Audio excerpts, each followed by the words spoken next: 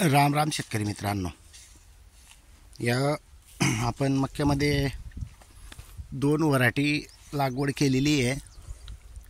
ही variety बघू शकता तुम्ही आजच्या कंडिशनमध्ये आहे। तर याच्यासाठी आपल्याला दुसऱ्या व्हरायटीला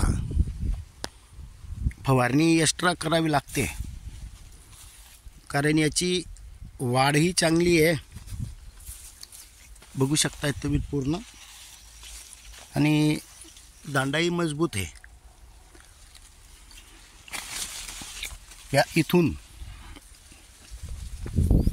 आता इथून दुसरी व्हरायटी लागते, इथूनच समजून जात आहे वाढमध्ये फरक आहे, याची वाढ कमी झालेली आहे। तर त्यामुळे आपण याला स्पेशल एक नवीन म्हणजे जे आपण फवारणी केलेली आहे, पालापाचोळा अर्क, निंबोळी अर्क, शेराच्या झाडाचा अर्क, हे सर्व जे काही आहे बुवा ते याला आपण नवीन एक्स्ट्रा फवारणी करून घेतोय, कारण जेणेकरून याला वाढ व्हायला पाहिजे। वाढ नसली पण शेतकरी मित्रांनो, बुंदही मजबूत याच्याही असं हे नाही म्हणता येणार। प्रत्येक बियाण्याचं वेगवेगळे असतं, म्हणजे वेगवेगळं असतं, कोणाची वाढ जास्त होते, कोणाची कमी असेल, असं यातून अनुभव येतोय।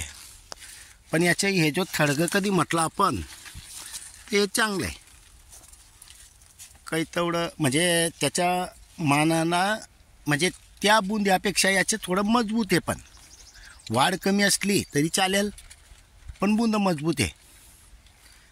फक्त तरी बी आपण आता याच फवारणी का घेतोय की आपल्याला याच्यात फवारणी करायला अडचण येणार नाही आहे, त्यामध्ये आपल्याला चालता येणार नाही, चालता येत नाही आहे, कारण 5 फुटापर्यंत ऊन गेलेला आहे।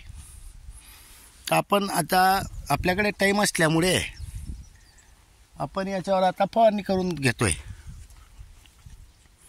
थोडं याचे बियाणं जाड होतं, त्याच्यामुळे थोडं कुठं कुठं कमी उगण शक्ती झालेली आहे। या एखाद्या वेळेला बी पडलं नसेल, झालेला थोडीफार मिस्टेक होत राहते। तर शेतकरी मित्रांनो, वाढ कमी असल्यामुळे आपण याच्यावर फवारणी करू शकतोय, त्यामुळे आपण एक फवारणी याला एक्स्ट्रा करून देऊ। 3 पंप लागतील, थोड्या भागावर आहे तो,